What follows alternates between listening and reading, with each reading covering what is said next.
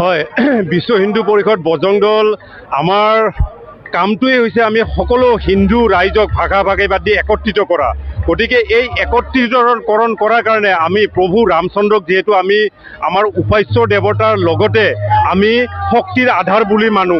গতিকে এই ৰামচন্দ্ৰৰ যিটো এতিয়া উৎসৱটো আমি এই ৰাম নৱমী দিনটোত আমি প্ৰত্যেক বছৰে আমি বিশ্ব হিন্দু পৰিষদ আৰু বজৰং দলে আমি সভ্য হিচাপত পালন কৰোঁ। তাই সেনেকৈ ব্যতিক্ৰম এইবাৰো নহয়। গতিকে আমি এইবাৰ তেনেকে এই ৰামনৱমীটোৰ যোগেদি আমি আমাৰ হিন্দু যিখিনি সমাজ আছে ভাষা ভাষী বাদ দি সকলোকে একত্ৰিত কৰাৰ কাৰণে এটা প্ৰয়াস কৰি আছোঁ। আৰু আমি তাৰ কাৰণে আমি ধৰক আমি ৰাইজক এটাই আহ্বান জনাওঁ যে আপোনালোকে এই আমাৰ ৰামনৱমী যিটো আমি কৰোঁ আপোনালোকে আহি ইয়াতে আমাক যোগ দিয়ক, আমাৰ সনাতনী একতা দেখুৱাওক আৰু প্ৰভু ৰামচন্দ্ৰই যেনেকৈ অন্যায়ৰ বিৰুদ্ধে যুদ্ধ কৰিছিলে তেনেকৈ আমিও এই ৰামচন্দ্ৰ উপাস্য দেৱতাৰ যোগেদি আমি শক্তি সাহস লৈ তেনেকুৱা কৰি যাতে আগবাঢ়ি যাব পাৰোঁ তেওঁৰ এই আশীষটো লোৱাৰ কাৰণে এই ৰামনৱমী আমি আয়োজন কৰোঁ।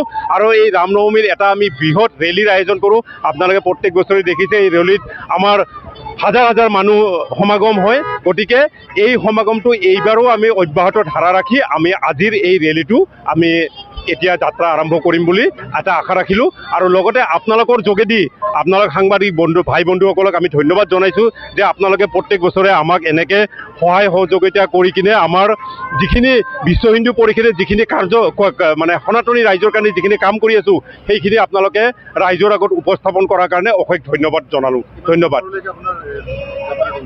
আমি আজিৰ যিটো যাত্ৰা সেইটো হ'ল আমাৰ এই বৰপৰা ৰাজহুৱা খেলপথাৰৰ পৰা ৰলিং মিললৈ যাব। ৰলিং মিলত গৈ আমি তাতে খিচিৰিৰ ব্যৱস্থা ৰাখিছোঁ প্ৰসাদ হিচাপত। গতিকে সেই প্ৰসাদটো হোৱাৰ পিছত তাতে আমি ৰেলীটো শেষ কৰিম।